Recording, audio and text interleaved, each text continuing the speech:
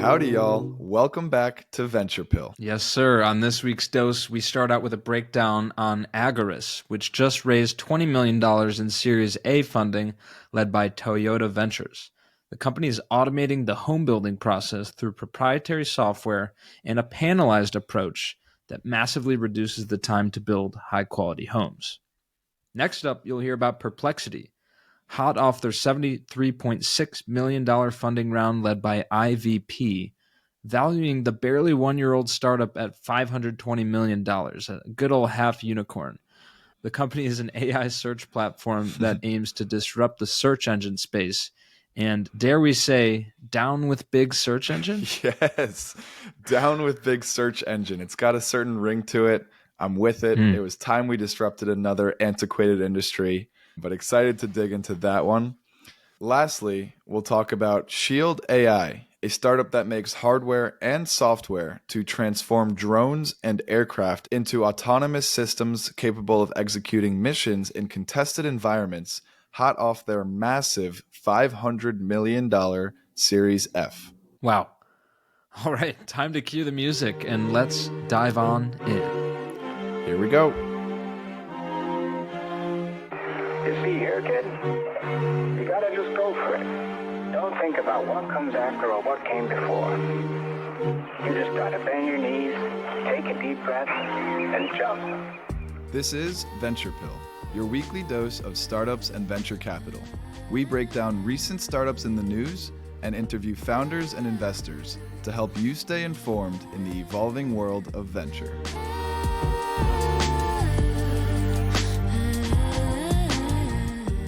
All right, Agorus, starting off this week's dose with their $20 million in Series A funding led by Toyota Ventures. Agorus was founded by actually two childhood friends and later fellow Navy SEALs, thanking them for their service, Garrett Moore and Kyle Tom Payne, after they both learned the challenges of building their own homes. They thought, well, how could they take modern technology and make the home building process seamless and easy as it should be? So they started Agorus in 2020 and have since assembled a pretty impressive team as well as a good list of investors. Right, and so digging into how does it actually work, they've broken it down into three phases: digitization, construction, and installation. So starting with digitization, they build a complete 3D model of the home at a very detailed level, and their software allows builders to have real-time price estimating and even VR walkthroughs, which is awesome. Imagine being able to see what your future house looks like just by putting on a pair of goggles. Moving on to construction, their facility has high-tech robot machinery that constructs all of the components from custom walls and floors, even to roof pieces and panels. And with computer numeric controlled accuracy, they're able to design all this to 1/16 of an inch accuracy, which is incredible. Whew. And finally, for the installation component, homes are built in days, not months. All materials are shipped to the home site where local tradesmen install the components under Agorus team supervision. And so, for instance, a 2,500 square foot home can be installed in 3 to 5 days, which is insane. That is exponentially quicker than anything we're seeing right now. Yeah, an amazing process from start to finish. And we got all that from their website. There wasn't too much in terms of press around this round, but a really cool website if you're just curious about this process. They got some cool videos that show it. And I was most interested by their manifesto. You love a startup with a manifesto. So I wanted to just read a small snippet of it, the last part, after they described a bit of the problem they're looking to tackle with obviously the housing crisis and future demand. Their goal is to, by 2030, to build 100,000 homes offsite in their regional factories of the future. They're going to leverage advanced software to power flexible robotics to build the customized housing that Americans need.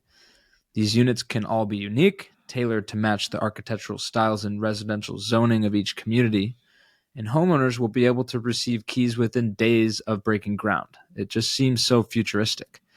Entire communities will be rebuilt seemingly overnight following natural disasters. Building homes at this speed, however, is not science fiction, they say. It's becoming a reality if they do what Ford did for building cars for construction. Think about a Boeing 737, which rolls off the factory floor every 17 hours, and a Tesla every 45 seconds, which both are equally impressive and surprising. We enjoy the benefits of industrial automation every day, yet no one has applied this to construction. Clearly a big challenge, but at Agorus, they're striving to be the first, and they claim they will be the fastest to do so. Technology built by American builders for American builders. And by going back to our roots as makers and innovators, we can transform our communities and restore the American dream. Like, so American. These guys are two Navy SEALs that they're building homes for the American dream. Like, how can you not get behind that? Seriously, that is a hell yeah. And we didn't even think about this, but dare we say down with big construction, maybe? Definitely another old industry that we've seen a lot of companies try to innovate already, but is ripe for disruption. Taking a wrecking ball to big construction. You. Nice. And so a little bit more about Agorus. They claim their pricing is competitive with other home building solutions. And they also claim that while this panelization technique has been tried before, and it may ring a bell for some of our listeners about our interview with Krava and Ritwick, they are different in that they are software driven and focused on creating a single source of building information with the digitization process. So before any lumber is cut, they have an accurate rendering of the home that will be built. Yeah, while previous offsite construction companies attempted to vertically integrate too much too rapidly, Agorus has grown at a deliberate pace. They're focused on refining the process, addressing builders' pain points, and building a nationally scalable offsite construction solution. So it seems very calculated in their approach.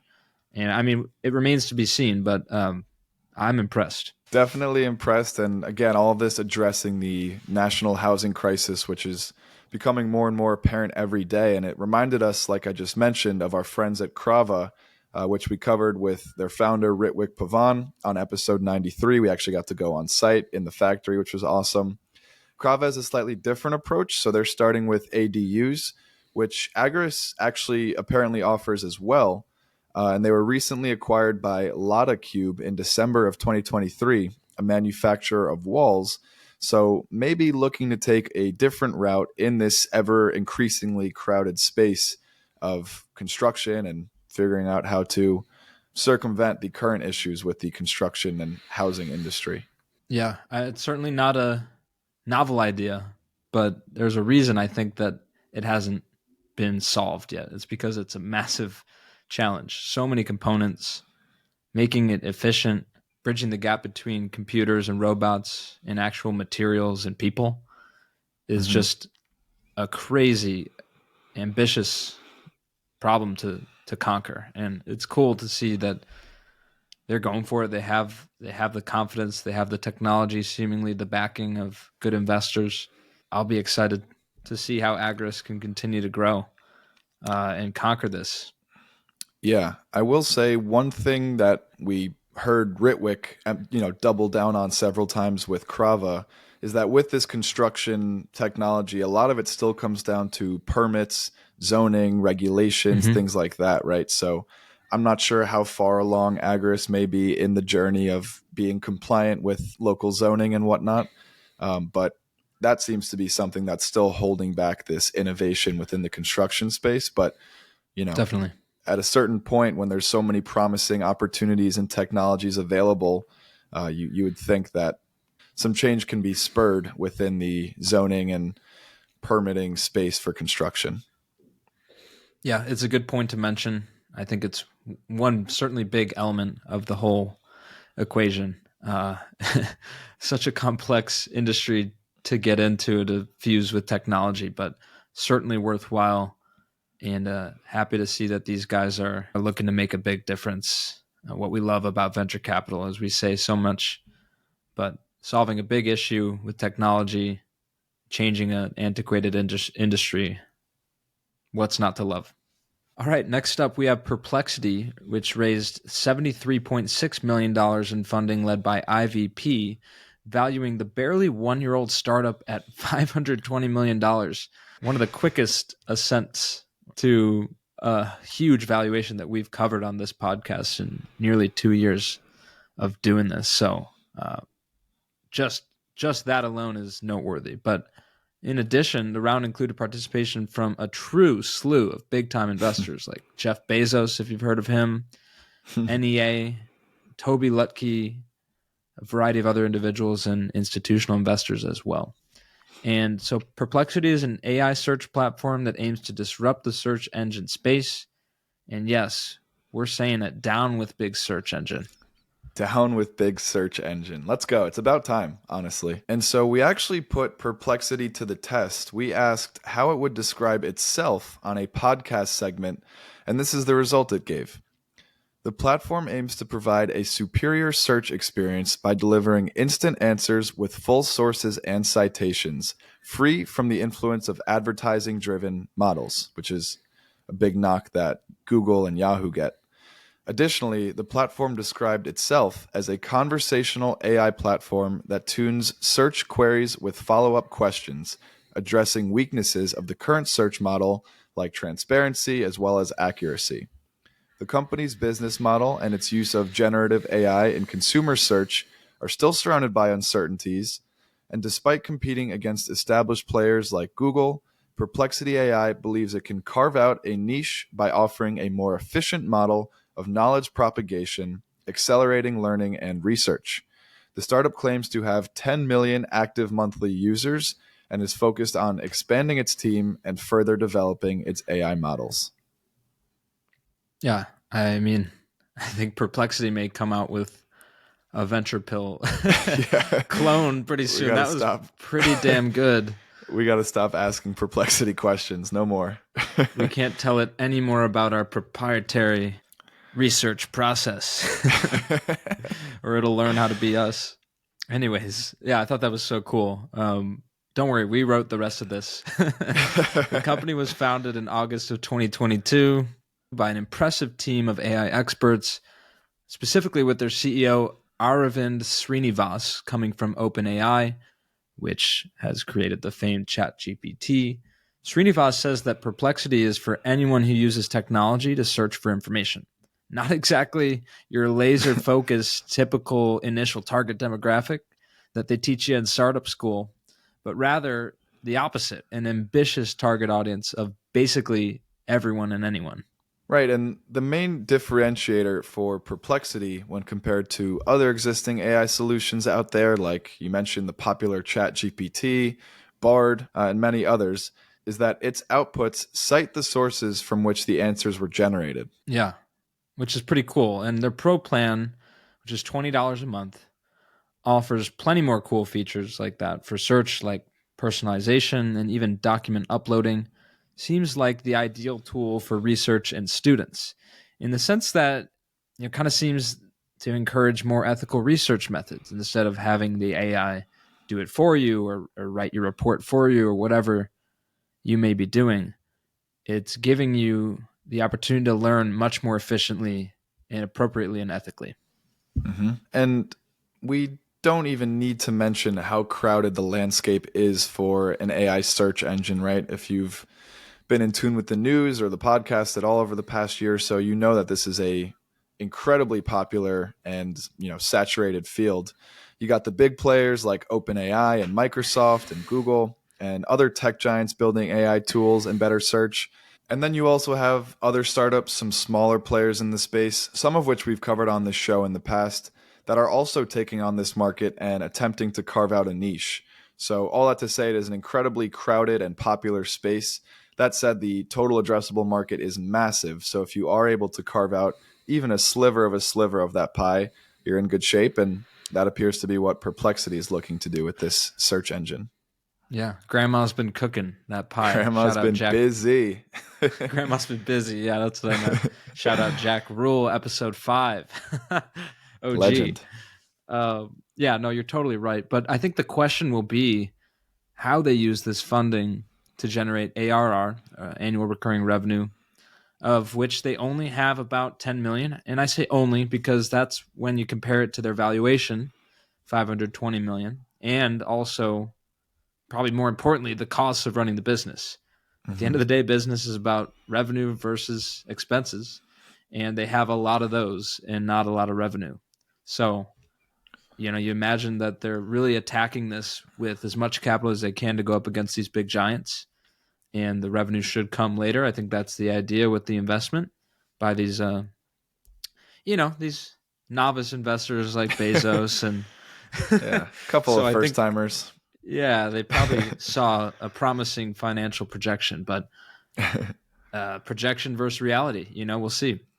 Yeah, and that pricing model looks similar to the ChatGPT pricing model, which is $20 a month for GPT-4, or maybe it's GPT Plus or something. But just as a reference point, I know that that's what GPT is using. So we'll see. I don't know if that's the standard, monthly subscription price, but fingers crossed for the team at Perplexity. Seems like they're onto something. They've got great investors, big evaluations, And I love their name.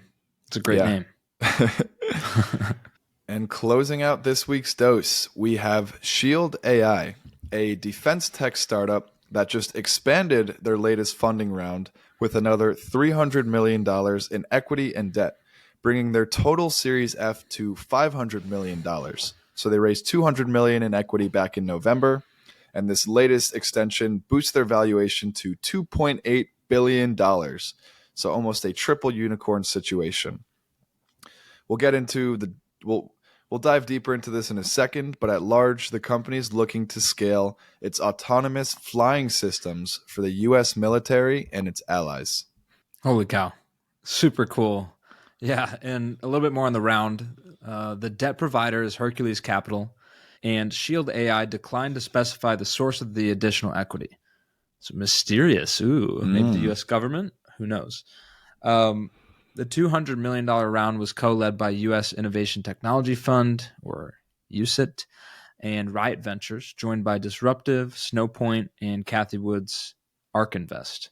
Right, now just to get into a little bit more about what they do. The startup, Shield AI, was founded in 2015 and makes hardware and software to transform drones and aircraft into autonomous systems capable of executing missions in contested environments. Take a deep breath. The company's flagship product is HiveMind, which is an AI pilot software that enables drones and aircraft to maneuver autonomously. So that's without GPS or communications, and also enables the concept of intelligent teaming, which is the ability to autonomously read and react to each other, to adversaries, and to the environment to accomplish the mission. That is next level. Like, wow, that is incredible. Again, one of those topics that we're not that well versed in, to put it lightly, but so cool to learn about. And this is the first strategic deterrent that is software defined. And this has only recently become possible due to the advances in AI and compute power, potentially signaling an incoming paradigm shift for aerospace and defense. We've seen this coming, right? Robot warfare. But it's really here, and that's crazy to think about. It is scary, but I think it's with the right things in mind. You'd like to hope. And so a little more on their AI. It's trainable and adaptable to many different missions. Has flown teams of quadcopters, VBATs, which are drones, and modern fighter jets. The closest tech comparable is what Tesla is doing with their self-driving stack, according to Stephen Marcus, co-founder and general partner at Riot Ventures. So like self-driving cars, when one VBAT flies, the fleet learns. They're communicating with each other. Live flight experience is accumulated, retained, and shared at unprecedented speeds and scales. Incredible cutting edge technology. Love the Tesla analogy to break down a pretty complex concept. So they recently launched VBAT Teams, which is a software product that operates with HiveMind to enable teams of VBAT drones to execute missions autonomously and in a coordinated effort. Yeah, the company is also working to integrate HiveMind into uncrewed fighter jets and other aircraft. as we mentioned, increasingly sophisticated drone technology, much of which is focused on jamming the drone's communications or navigation, has made Shield AI's tech stack especially attractive to the Pentagon. So fighting technology with even better technology. That's so cool.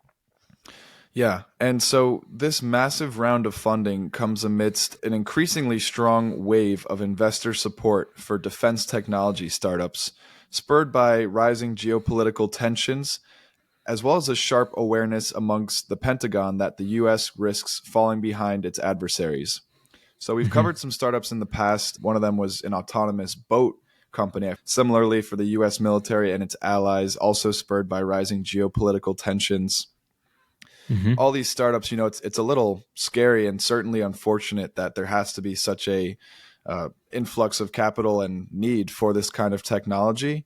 But, it is, I think, while it's kind of scary to envision a drone warfare future, and seemingly it is getting a little bit closer, at least the technology for it is becoming more available to mitigate the risk of the U.S. falling flat on its feet or being caught flat-footed in the worst case scenario where we go into some kind of crazy all-out war situation, which, again, nobody wants, nobody's rooting for, but certainly do want to know that we are technologically protected as best we can.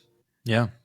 I'm surprised that 8VC, our friends over down the street here in Austin on South Congress, I'm surprised they're not involved in this round. I'm sure they talked, but we know 8VC to be heavily invested in defense tech, and one of our good friends, Tom Smith, is certainly helping in that area with his stint working there. So we'll be curious to hear their take on this company and the whole industry with this technology. It's scary, it's amazing, it's cool, all at the same time. Yeah, it's a hopefully we don't need to use it, but at least we have it type of scenario. But yeah, on that positive note, I think we're just about ready to wrap up episode 103. As always, thanks to our listeners. Covered some really interesting, diverse companies this dose, it felt like, taking down with big industries and also, cutting edge AI, autonomous pilots. Interesting. We've covered AI in so many different use cases, but not as much seemingly in like warfare or defense tech related startups. So a pretty interesting application of it for sure. And, I think we'll probably continue to see some more startups about that in the future. But I digress. As always, thank you to our listeners for doing your job and listening. You guys are really good at that. We're good at talking. It's a good thing we got going here. We got a good thing going. All right, y'all. We got to get going.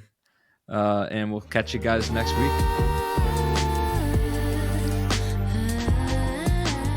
Thanks for listening. Join us next week for another dose of startups and venture capital. And as always, we appreciate our pilgrims spreading the word about the show. Share with your friends and help someone else make the pilgrimage. See you next time.